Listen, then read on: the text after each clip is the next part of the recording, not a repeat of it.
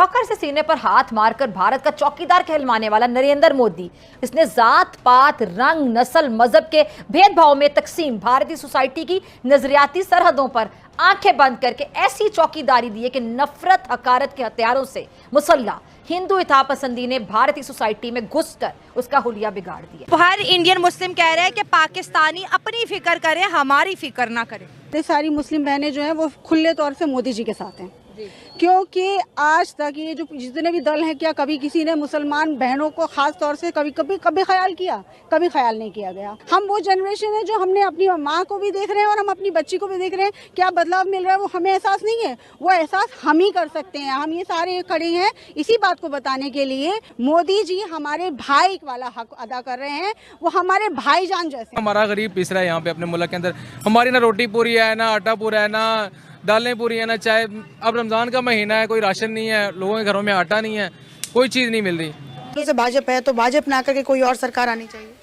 कोई और तो नहीं आनी चाहिए, क्योंकि ये सरकार ऐसी कुछ है नहीं। जो सरकार से हमें फ़ायदा हो रहा है, जैसे अभी मोदी जी की सरकार है तो उससे हमें इतना फ़ायदा हो रहा है, तो अगर वो आगे भी हमारा ऐसे ही फ़ायदा करेंगे, हमारा मतलब हमारी प्रॉब्लम्स को, हमारी मुश्किलों को समझेंगे, तो हम चाहेंगे कि वही सरकार है।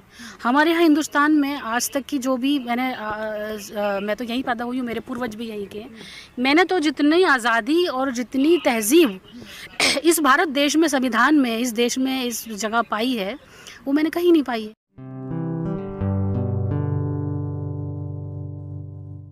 नमस्ते दोस्तों, जय हिंद। निक न्यूज़ बर्नर की रिएक्शन वीडियो में आप सभी का स्वागत है। दोस्तों, आप सभी जानते हैं कि किस तरह से फिजा खान भारत के खिलाफ जहर उगलती रहती है और भारत के मुसलमानों का सहारा लेती है।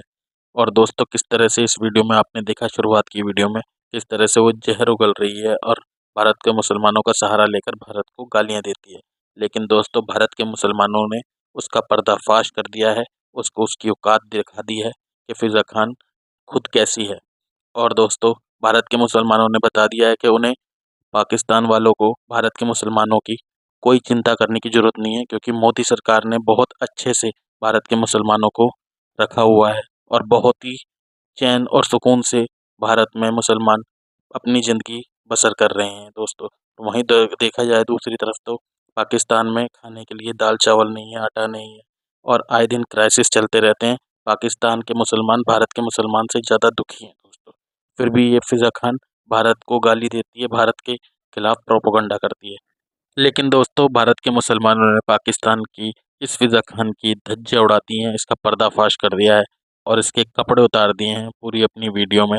आगे की वीडियो की तरफ चलते हैं दोस्तों, धन्यवाद। उनको बजाय पढ़ने के, उनको जो है भटकाया जा रहा है, सब मुस्लिम्स को भटकाया जा रहा है, ये सोचकर कि हमारे हिजाब पर हाथ डाल रहे हैं। हमारे यहाँ हिंदुस्तान में आज तक की जो भी मैं तो यहीं पैदा हुई हूँ, मेरे पूर्वज भी यहीं के। मैंने तो जितनी आज़ादी और जितनी तहजीब इस भारत देश में, संविधान में, इस देश में इस जगह पाई है, वो मैंने कहीं नहीं पाई है।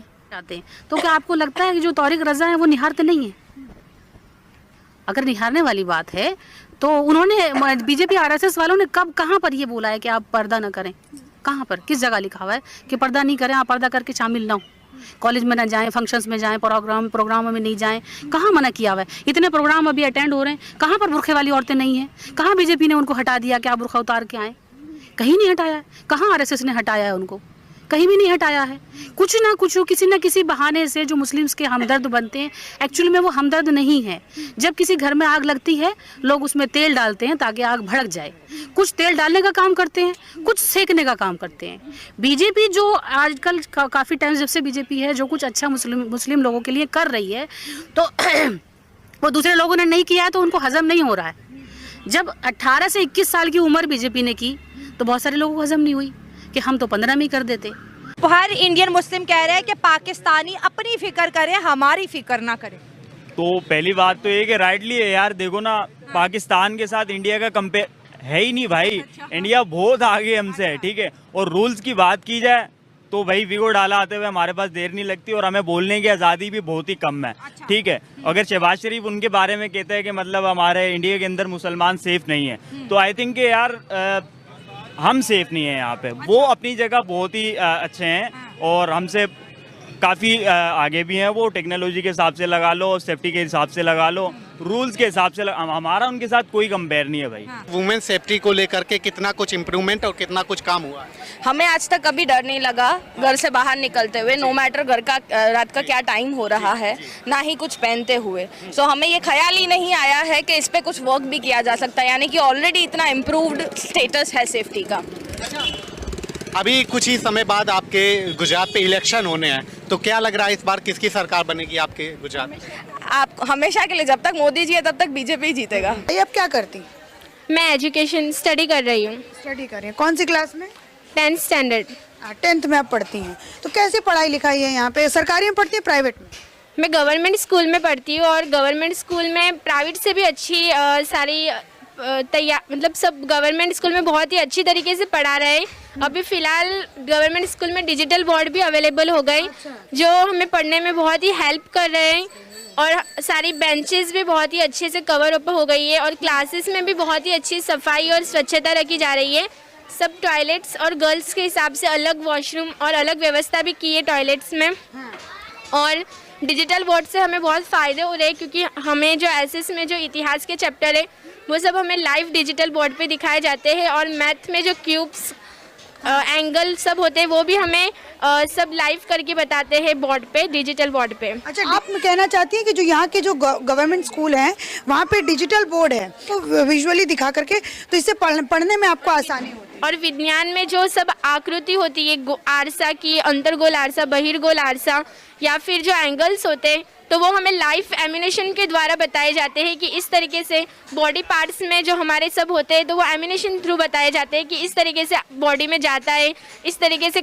देखें, सबसे पहले तो मैं ये कहना चाहूँगा कि शहबाज शरीफ को सबसे पहले अपने जो पाकिस्तान है उसकी हमारी ना इकोनॉमी स्टेबल है, IMF से जो है अभी हम खुद लोन ले रहे हैं, ठीक है, और किस लेवल तक अब हम पहुँच चुके हैं आप देख सकते हैं कि पिछले दिनों हम बैंकरप्ट होने जा रहे थे, ये सूरत हाल थी। तो अपना घर छोड़ के दूसरों के घर में झांकना ये गलत बात है, ठीक है। उसके बाद जो इंडिया की हुकूमत है वो देखें इस टाइम उनकी इकोनॉमी कहाँ पे है, इस टाइम वो टेक्नोलॉजी में किस लेवल पे पहुँच चुके हैं, ठीक है। उसके बाद हाँ, तकरीबन कुछ चीज़ें हैं जो हमारा मीडिया, या अक्सर ऐसा होता है कि हमारी कुछ बुरी चीज़ें होती हैं, जो कोई एक वीक पॉइंट मिल जाता है इंडिया के मीडिया को, तो वो उसको आगे रिप्रेजेंट ऐसे करता है पूरे इंडिया के अंदर कि जी पाकिस्तानी बहुत बुरे हैं। इसी तरह कुछ ना कुछ पॉइंट्स मुसलमानों की कुछ मिसअंडरस्टैंडिंग हो जाती हैं हिंदुओं के साथ, क्योंकि वहाँ पे देखें तकरीबन 25 करोड़ की आबादी मुसलमानों की, ठीक है। दूसरी तरफ तकरीबन 1.5 करोड़ है, जिनमें से 25 करोड़ मुसलमान हैं। तो कुछ ना कुछ किसी की ना किसी बात पे मुखालफत या फिर डाउन होते हैं, ऑब्वियसली बातें होते हैं, हाँ। ठीक है ना।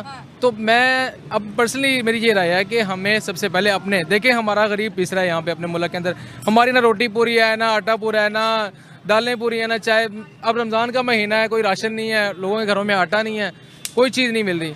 तो मेरा पर्सनली ये है कि सबसे पहले हम अपने आप को देखें, अपने आप को स्टेबल करें। जब हम हो जाएं तो फिर इंशाल्लाह दूसरों की भी हम फिक्र कर लेंगे, लेकिन सबसे पहले अपने घर को। हम कहते हैं कि इंडिया के मुसलमानों पर हिंदू जुल्म कर रहे हैं। बताएं कितने मुसलमान जो है इंडिया के पाकिस्तान में रहने के लिए आए 1947 के बाद? हाँ, आपके सामने है, देख लें। जो बल्कि अभी तो कुछ मुसलमान यहाँ पे ऐसे बस रहे हैं जो कहते हैं हम इंडिया में चले जाते तो वहाँ पे खुश होते हैं। हाँ। और ऐसे हालात आ गए हैं। और कुछ तो ऐसे सनी देओल का डायलॉग, अगर 2 मिनट के लिए बॉर्डर खोल देंगे तो आधे से ज्यादा पाकिस्तान हिंदुस्तान में आ गए। कितने एग्री कर रहे हैं? हम एग्री कर रहे हैं। वो जो है ना, अक्सर करने में जरा इजी रहेंगे। हाँ, हाँ। अक्सर तो कहते हैं कि जो है ना, वो जो पहले इंग्लैंड आया था पाकिस्तान पे हुकूमत करता रहा, ठीक है, वो चले गए हिंदुस्तान पे थे ना ओवरऑल।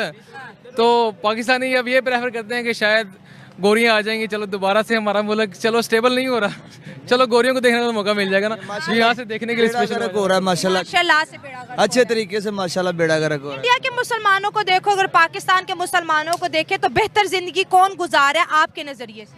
वो ही गुजार रहे हैं। वो कैसे गुजार रहे हैं? से वो ज्यादा बेहतर है, वो आजाद है, काफी आजाद है। हम आजाद नहीं है, आजाद पाकिस्तान में नहीं, ये आजादी वाला में हम गुलाम बन गए हैं, गुलाम बन गए ना।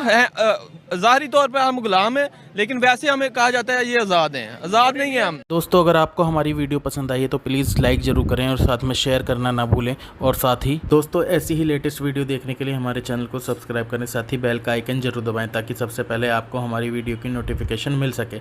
धन्यवाद।